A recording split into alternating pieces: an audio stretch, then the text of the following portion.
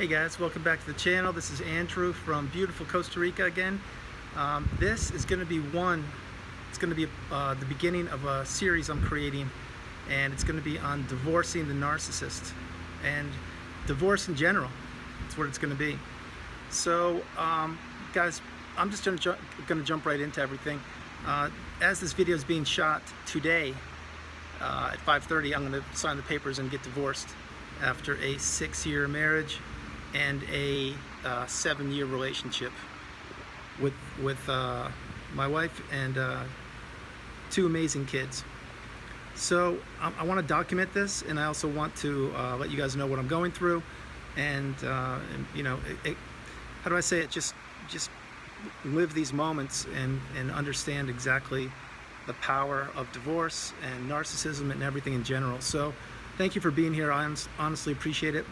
I'm going to start this video off by saying that right now I am at the rancho where I 6 years ago, sorry, we had our family and friends and everybody come in from all over the world and spent a week-long celebration for our marriage week, meaning everyone was here at this pool, this rancho, celebrating.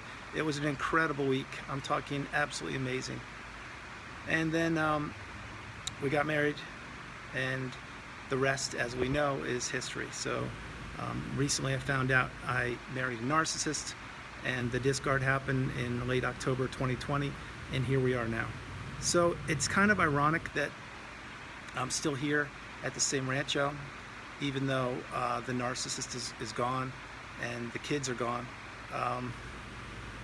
It's a strange feeling. I really don't know what to say other than I'm going to start reflecting right now in part 1 of this series. And the papers will be signed in about 6 hours, and then I will officially be single again and move on with my life. It's been a very difficult 8 months for me.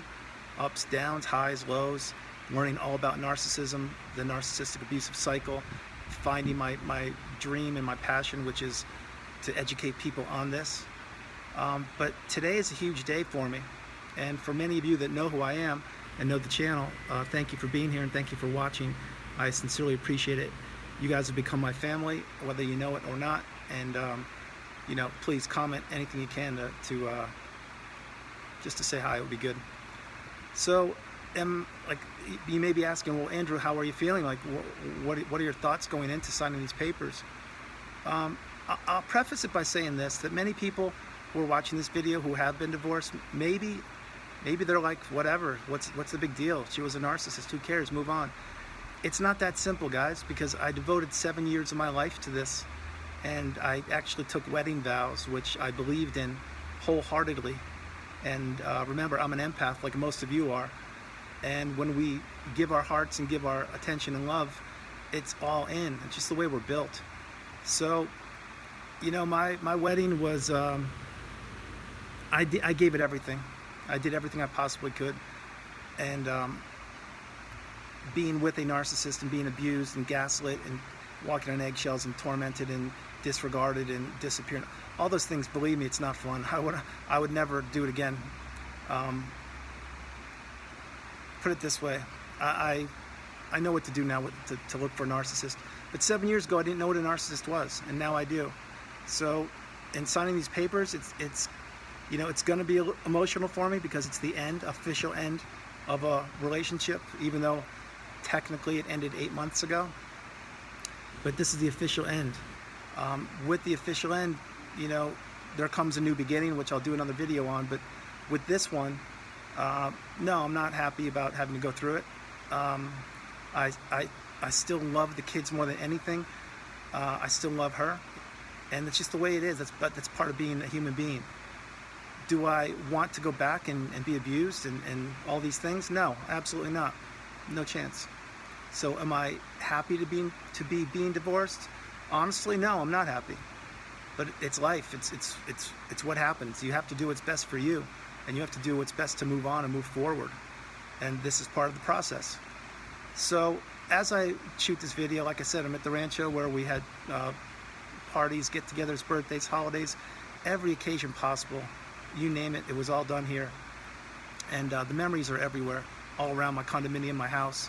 this place, it's not easy to go through. And you may be saying, well, Andrew, why are you still living there? Well, what are you doing? My house has been on the market since November 23rd, and only one person has seen it. The housing market here in Costa Rica is not like it is in the United States, like Las Vegas or some of those places. But after today, I will definitely be more proactive and looking to move the house quicker if I can. But getting back on topic, I think of all the memories that I had and all the good times and being an incredible stepdad like I was. I gave my heart and my soul.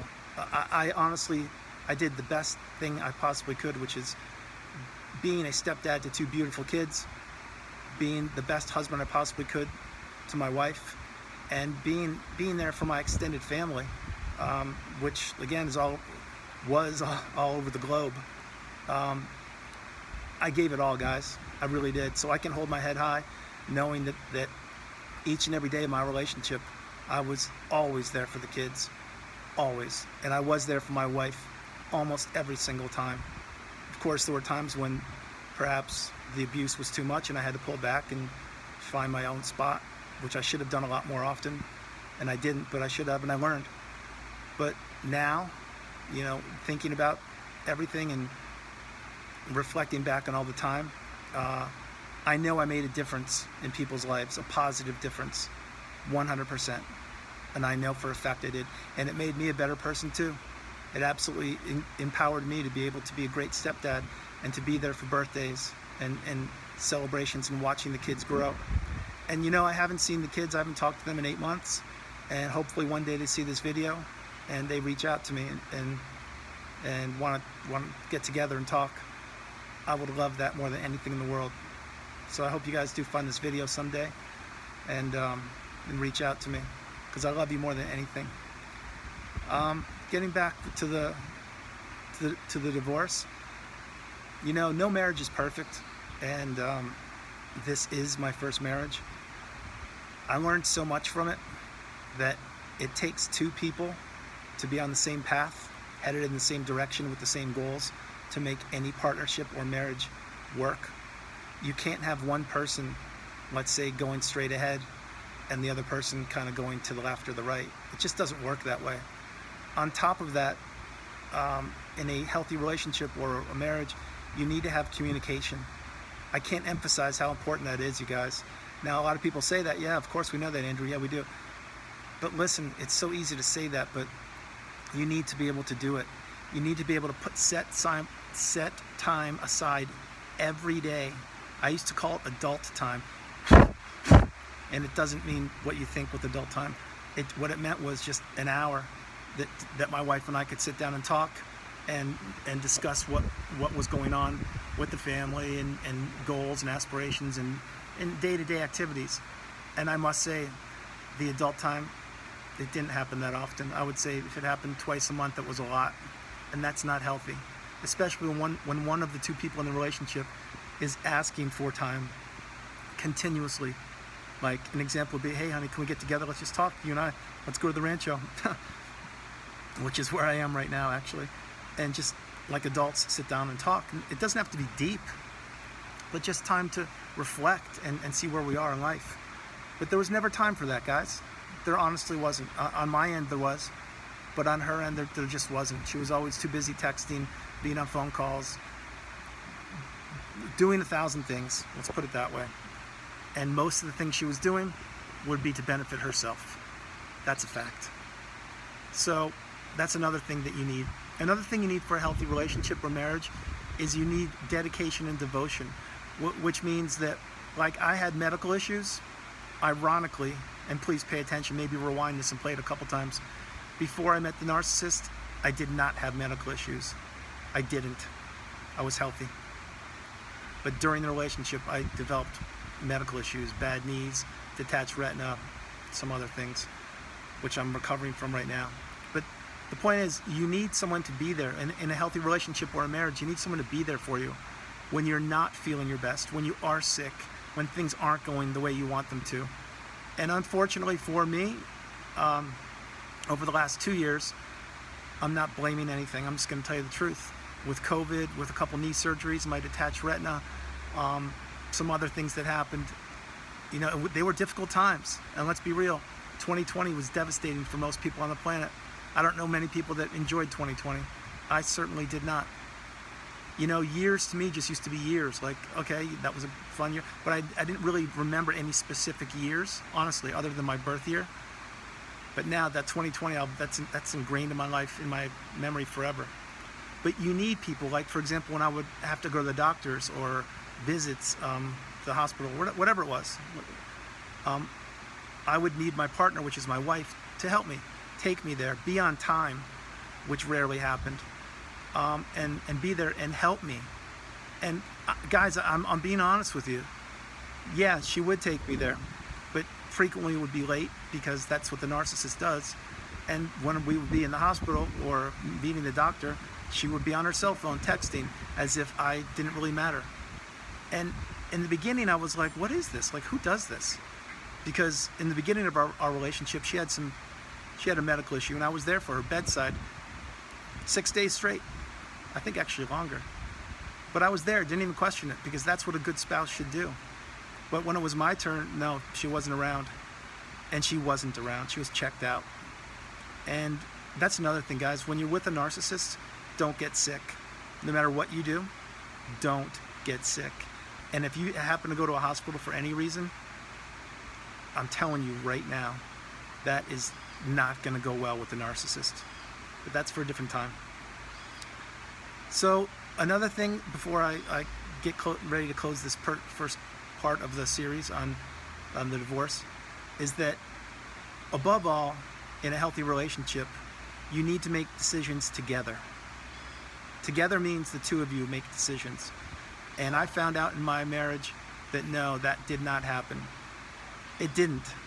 Anything from bringing a stray dog home to the house as a new pet, when in fact I talked with the narcissist for 5 days straight about how we could do this, and we could do it together as a family. And the narcissist just went out and got a puppy and brought it home on her own and tried to surprise everybody, and God, did that go bad. That did not go well, sorry. But you need to make decisions together. And that's from everything, from the way you talk to a school teacher, communicate with schools, to weekend events like barbecuing, to birthdays, holidays, which I mentioned frequently, to buying groceries, which was a big one, to buying clothes, to paying bills. You need to do things together. You can't do things separately. And in my narcissistic abusive relationship with my wife, that's what I found out was happening. She would just do what she wanted to, when she wanted to, with no regards at all. And the more I would communicate, hey, I think we should do this, this, this, the less I was listened to, and the more I was belittled, and the more I just was nothing to her. And believe me, this adds up over time. It's insidious. It really adds up, and you begin to deteriorate as a human being. So I'm going to end this video right now. Remember, I'm getting divorced in 6 hours or so. And this is a documentary / info video for you guys to understand if you are going through it, or if you did. I'm going to shoot a couple more and just make these their own special group of videos. But I'm going to keep my head high, and I'm going to continue to go on the right path and do the best I can. It is a strange and unusual feeling for what I'm about to do. Remember, we're all different. We all handle things differently. And I've never gone through this before. I'm not looking forward to it, and I'll continue to share my experiences throughout the next couple days. God bless you guys. I love you. And from beautiful Costa Rica, I'll talk to you soon. Stay strong and drop me a comment. I love you guys. Bye-bye.